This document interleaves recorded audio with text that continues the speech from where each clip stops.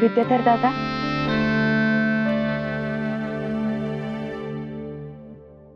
बघा माझ्या हातची आवडते का?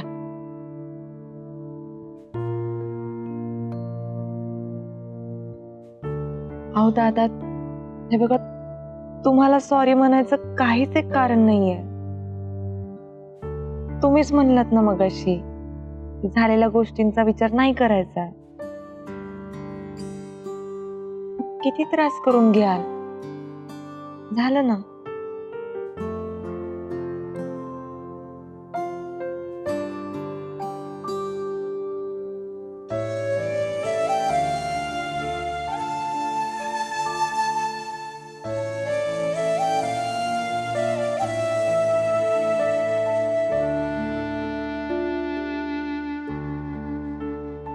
सावित्री मॅडम, तुम्ही हा कॅमेरा इथे लावलाच नसता तर आज तुम्ही निर्दोष आहात हे सिद्ध करणं किती कठीण गेलं असतं.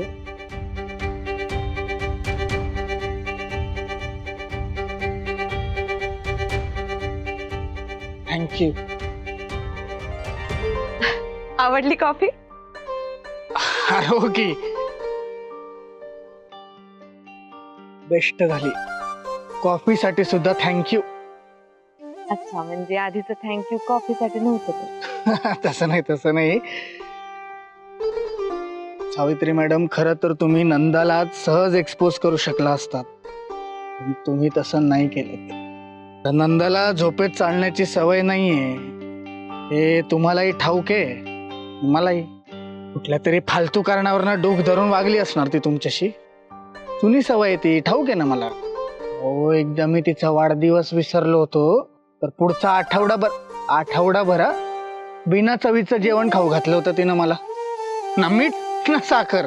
तोंडचं पाणी पळवतं ते ऐकलं होतं, पण तोंडची चव घालवतं ते पहिल्यांदा अनुभवलं मी. अहो दादा, मी काही ग्रेट असं काही केलं नाहीये. मी फक्त त्यांचा मान राखण्याचा प्रयत्न केला.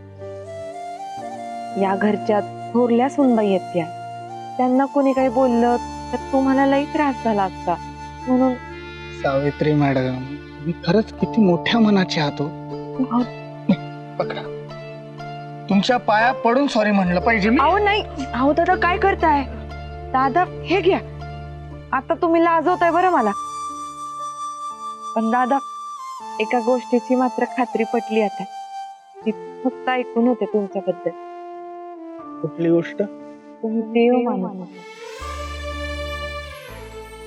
तुम्हाला कोणीतरी चुकीची माहिती दिली. मी ओरडूही शकतो. हसू नका.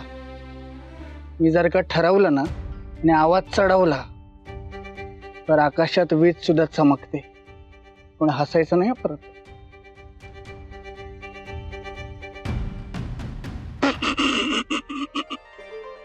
पटली की नाही भीती? मी असा धमक आहे माझ्यात. आता जातो आणि चांगलाच खडसावतो तिला. कॉफी पाहिलो ना, एनर्जी आली. या अशी कशी माझा ऐकणार नाही ती.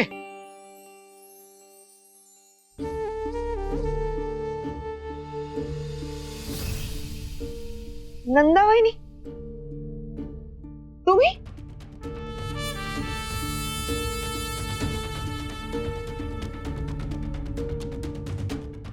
थांबा. जागेत ना तुम्ही? शानपणा करू नको. कुठे तो सीसीटीव्ही?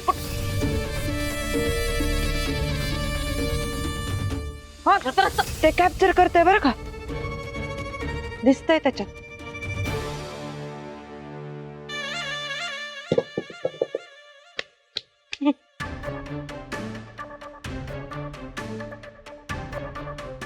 सावित्री, चित्र दिसतात, आवाज तर ऐकू येत नाही ना. आणि तेवढं कळतंय आम्हाला. आमच्याशी खेळ खेळते. बरोबर ओळखलाय तुझा डाव. आमच्याशी बरोबरी करशील ना, फुकट मरशील. आम्ही खोळ्यात काढते, दाखवतो तुला आमचा खानदानी नीचपणा. एवढ्या चिंधड्या करू ना की लखतर शोधायला पण लायकी उरणार नाही. आमचे हे माफी मागून गेले ना आता. त्यांनी तुला किती माफ केलं ना तरी आम्ही तुला कधीच माफ करणार नाही सावित्री. ते स्वतः मेणबत्ती घेऊन तुझ्या थडग्यावर सांत्वनासाठी नाही आले ना. नाव लावणार नाही. नंदा विद्याधर कवठेकर आणि निंबाळकर. नंदा विद्याधर कवठेकर आणि निंबाळकर.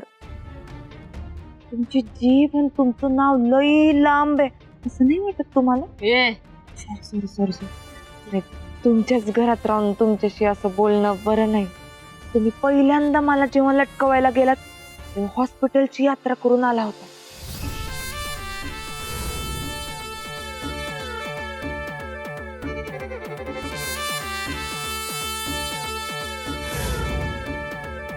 आता जस्ट घराकडनं येते.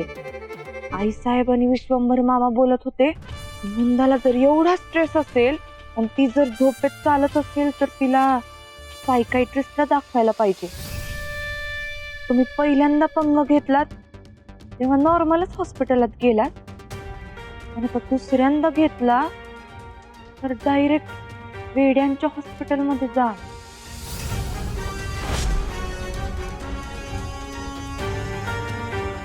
तुम्हाला शिव्याशात सुचले की पत्र लिहून पाठवाल का? एवढा वेळ नाहीये ना माझ्याकडे आता. उद्या त्या तुमच्या इथल्या मंदिरात जायचंय.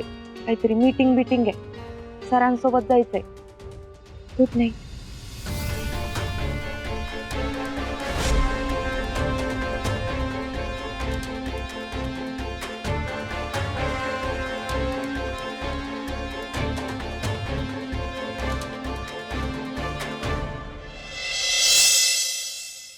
त्राता तूच हरी आम्हा, त्राता तूच हरी.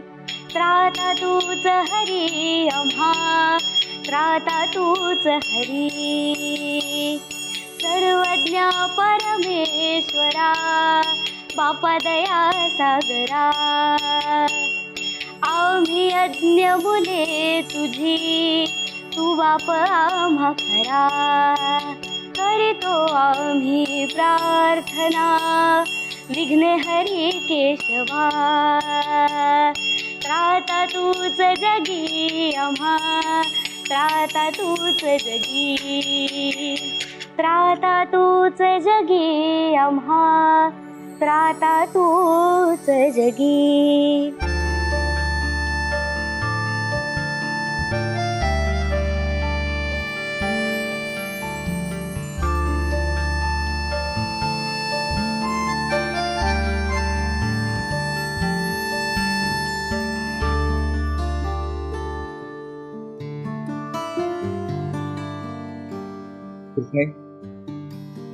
सुखी राहा. अर्जुन, तुझ्यामुळं हा मानाचा नारळ सलग इतकी वर्ष आपल्याकडे आहे. कवटेकर घरड्याची आत तुझ्यामुळं शाबूत आहे. आज हे असते ना तर खुश होऊन देवा पुढचा गुलाल असा हातात घेऊन कपाळाला लावला असता. या वर्षी मान कुणाला मिळेल असं वाटतंय? ए डुचके, कुणाला काय? आपल्या अर्जुनलाच मिळणार. अर्जुनला नाही, कवठेकर कुटुंबाला मिळणार आहे. तेच ते. नाही, यावेळेला बघ दादा, मी रील्सवर रील्स बनवणार आहे. मी माझ्या सगळ्या मित्रांना सांगितलंय माझे रील्स बघा, माझ्या स्टोरीज बघा आणि बघाच आमच्या कवठे भैरवगडची यात्रा कशी असते ती. म्हणजे चंबुखडीच्या डोंगरावर जोपर्यंत आमच्या घराण्यातला माणूस झेंडा रोवत नाही ना तोपर्यंत यात्रा सुरू होत नाही. तर बघण्यासारखं दृश्य असतं. म्हणजे अगदी डोळ्याचं पारणं फिटल असं दृश्य असते. म्हणजे चंबुखडीच्या टोकावरनं खाली कवठे भैरवगडकडे पाहिलं तर अख्खं कवठे भैरवगड गुलालमय झालेलं असते. एवढंच काय, ढगांचा रंग सुद्धा गुलाबी झालेला असतोय. खरंच कसली मज्जा असते नाही? बरं चला, मी निघतो. वेळेत पोचायला हवं ना. दादा चल. हिला काय, हिला कारणच लागतं गप्पा मारायला. नाही, तू हो पुढं, मला आश्रमात जावं लागणार आहे. तिथं फॉरेनवरनं माणसं येणार आहेत ना आश्रमाला भेट द्यायला. तिथनं वेळ मिळाला तर मी जॉईन होतोच.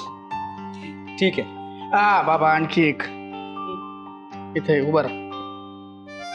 तिथं मीटिंग मध्ये कुणीही कितीही चिथवलं तरी आपण हायपर व्हायचं नाही.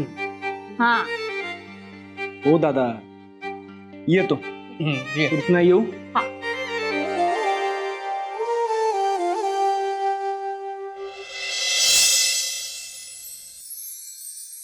अहो चला ना, अजून किती वेळ थांबायचं?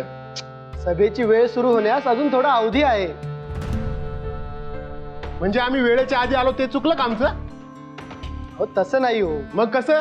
ती आपली नेहमीची 6 प्रतिष्ठित घराणी आहेत ना, त्यांचे कुटुंब प्रमुख आले की आपण सुरुवात करू. अजून कोणी यायचं राहिले? हा, रणपिसे आहेत, जगदाळे आहेत, तिकडे जामसंडे मॅडम बसलेले आहेत, डोले पाटील इकडे शेजारी बसलेत, कुलकर्णी पण आज वेळेत आलेत. होय कुलकर्णी? हा? आणि कवठेकरांकडून मी आहे. अजून कोण राहिले? अर्जुन साहेब,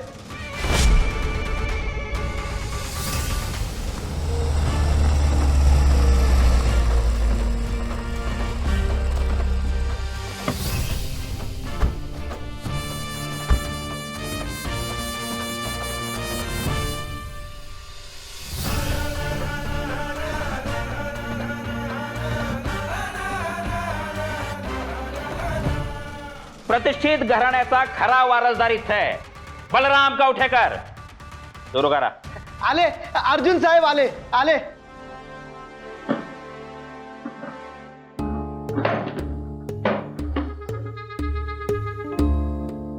आमच्या बलराम कवठेकरांना विनोद करायची फार सवय आहे.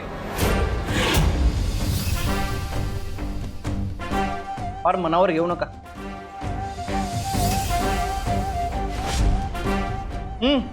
तर आज आपली मीटिंग होती 10:30 58, 59, 60 ऑन टाइम. अर्जुन कवठेकर वेळ कधी चुकवत नाही.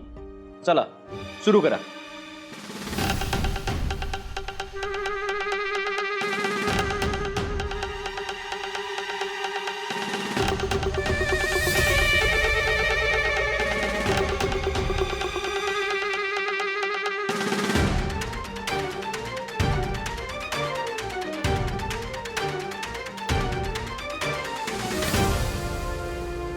कवठेकर, या बाई कोण आहे? माझी सेक्रेटरी आहे. काही प्रॉब्लेम आहे? आम्हाला काय आला प्रॉब्लेम? तुमची सोय, तुमचा कम्फर्ट.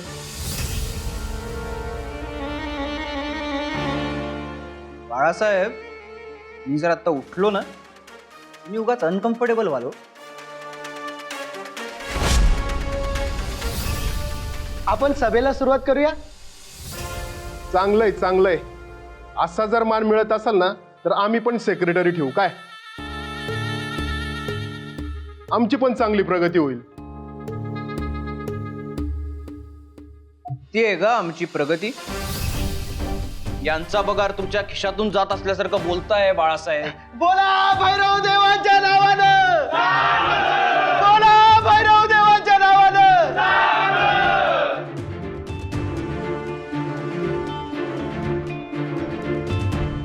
कवठे भैरवगड गावाचं दैवत म्हणजे आपला हा भैरव देव.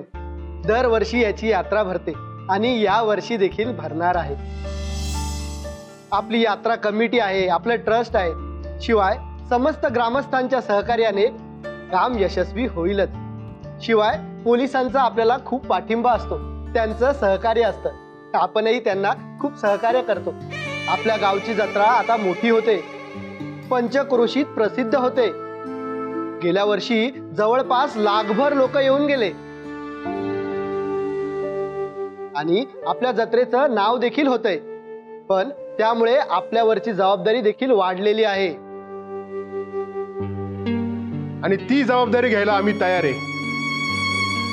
चला, टेंडरवर नाव लिहा आमचं आणि सभा बरखास्त करून टाका. चला, लय काम आहे आम्हाला.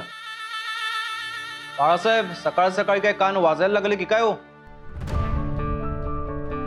अहो, त्यांना पूर्ण तरी करू द्या.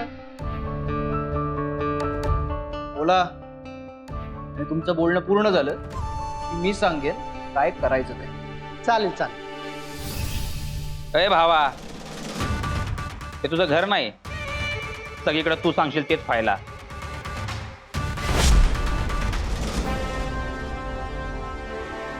बलरामा बलरामा, देवस्थान कमिटीच्या मंडळावर अधिकृत संचालक म्हणून अर्जुन कवठेकर असं ठळक अक्षरात नाव लिहि.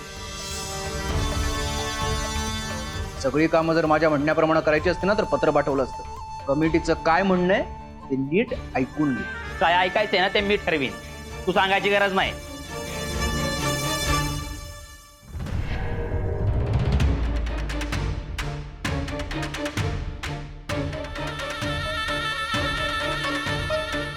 पुजारी काका, ते लिलावाचं कसं काय केलं ते सांगा एकदा. हा, जत्रेच्या स्टॉलचा लिलाव वगैरे सगळं सुरू होईलच. प्रतिपदेत आपली यात्रा सुरू होते आणि त्याच्या अगोदरच्या अमावस्येला होम हवन होतं आणि मग ध्वज घेऊन प्रतिष्ठित घराण्यांपैकी एका घराण्यातला मनुष्य डोंगरावर चढतो आणि ध्वजारोहण करतो. सूर्याची पहिली किरण जेव्हा त्या ध्वजावर पडतात तेव्हा यात्रेला सुरुवात होते. आणि यावेळेस ध्वज घेऊन जाण्याचा मान मिळाला आहे तो कवठेकर परिवाराला. बोला भैरव देवाच्या नावानं, बोला भैरव देवाच्या नावानं. आणि त्यामुळे देवाचे जे दागदागिने आहेत ते कवठेकरांच्या घरी येतील आणि कवठेकरांच्या घरून ते मंदिरात येतील. त्यानंतरच भैरव देवाची पूजा होईल. चिचुक आहे का चिचुके? नाही म्हणजे डाव मांडला असता. काय झालं? काय झालं म्हणून काय विचारता पुजारी? हे तुमचा साटलोट मला माहिती आहे ना. अहो, किती चाटाल त्या अर्जुन कवठेकराची. सगळं त्यांनाच द्यायचं ठरलं होतं तर कशाला बोलवलं आम्हाला इथं? हा, आता तुमचं ठरलंय म्हटल्यावर आम्ही काय बोलणार ना. आणि तुम्ही लोक, अरे तुमचं हास्य झालंय, अजून अपमान करून घ्यायचंय का तुम्हाला? निघा आता. तुम्ही काही काळजी करू नका, होईल शांत. बघ बायको कशी खुसूर फुसूर करते.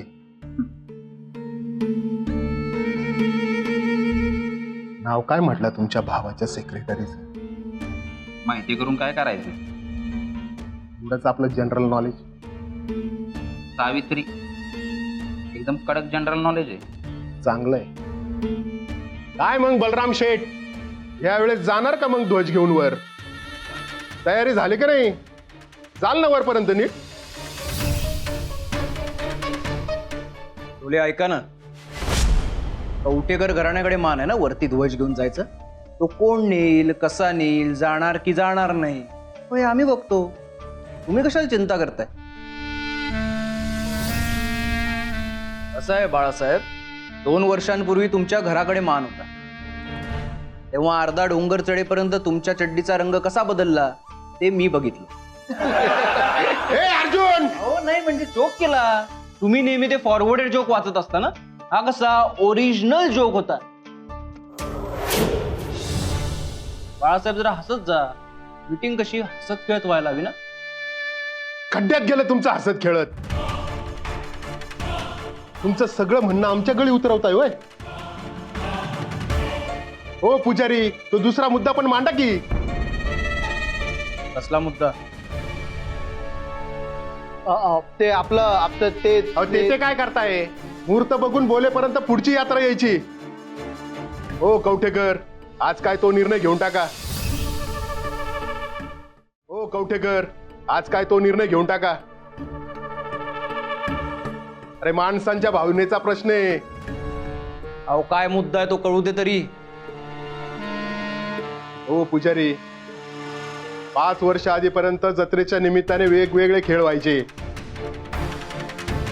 ते परत सुरू होणार असं जाहीर करा. कुणाच्या तरी एका माणसाच्या सांगण्यावरून तुम्ही ते बंद केलेत. आम्हाला कळतंय की कोणी कुठून आणि कसं प्रेशर आणलंय. ते खेळ परत सुरू झाले पाहिजे, नाहीतर काय मजा होत्या यात्रेला. गुलाल उधळला पाहिजे, चेंगरा चेंगरी झाली पाहिजे. तर काय पायाने येऊन फक्त बांगड्या विकत घेण्यासाठी आहे का यात्रा? ते काही नाही, ही सगळी खेळ परत सुरू झालीच पाहिजे. खेळ परत सुरू झाला पाहिजे. जमणार नाही. नाही म्हणजे नाही. बघा आले कवठेकरांचे बच्चन. No means no. ते काही नाही, खेळ सुरू होणार. होणार नाही.